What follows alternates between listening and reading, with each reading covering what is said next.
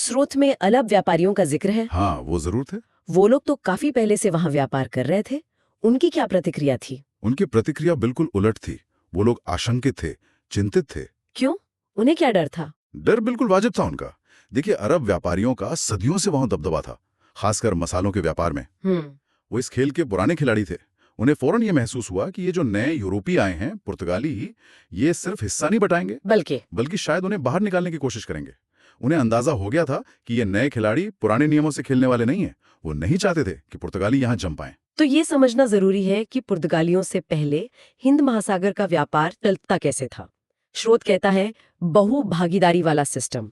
इसका मतलब क्या है असल में? इसका मतलब है कि ये किसी एक की जागीर नहीं थी, एक खुला मैदान था। सदियों से कई लोग मिलकर व्यापार कर रहे थे। कौन कौन थे इसमें शामिल? भारतीय थे, अरब थे, पूर्वी अफ्रीका के लोग थे, चीनी थे, जावा सुमात्रा के व्यापारी थे, मतलब बहुत सारे लोग। अच्छा। एक तरह का मिला जुला बहुसांस्कृतिक व्यापारिक माहौल था। हाँ, मुकाबला था, लेकिन सब कुछ आपसी समझ और कुछ अलिखित नियमों पर चलता था। और किसी एक ने पूरे समंदर पर कब्जा करने की कोशिश नहीं की थी? नहीं, स्रोत यही कहता है। किसी एक पक्ष ने पूर्ण नियंत्रण या एकाधिकार मतलब मोनोपोली स्थापित करने की कोशिश नहीं की थी।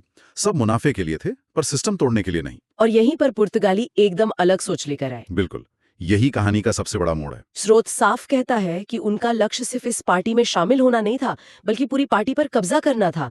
एकाधिकार, मोनोपोली। हाँ, पूर्वी व्यापार पर एकाधिकार। ये उस समय के हिंद महासागर के चलन के बिल्कुल खिलाफ था। यही वो बुनियादी फर्क था जिसने सब कुछ बदल दिया। हाँ, पुर्तगाली सिर्फ एक और व्यापारी बनके खुश नहीं थे। उनका मकसद था ये जो इतना मुनाफे वाला व्यापार है, खासकर मसालों का, इसे पूरी तरह अपने कंट्रोल में लेना। और इसके लिए उनकी रणनीति क्या थी? रणनीति साफ थी, अपने मुख्य प्रतिद्वंदियों, खासकर अरब व्यापारियों को रास्ते से हटाना। चाहे बल प्रयोग ही क्यों न करना पड़े। चाहे बल प्रयोग ही क्यों न करना पड़े।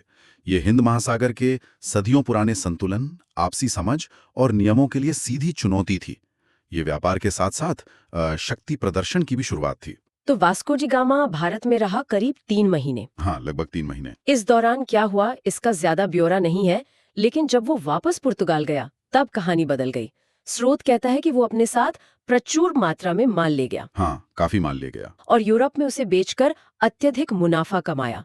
ये अत्यधिक कितना था, कुछ अंदाजा है? अंदाजा? स्रोत एक चौंकाने वाला आंकड़ा देता है। काली मिर्च का उदाहरण लीजिए। हाँ।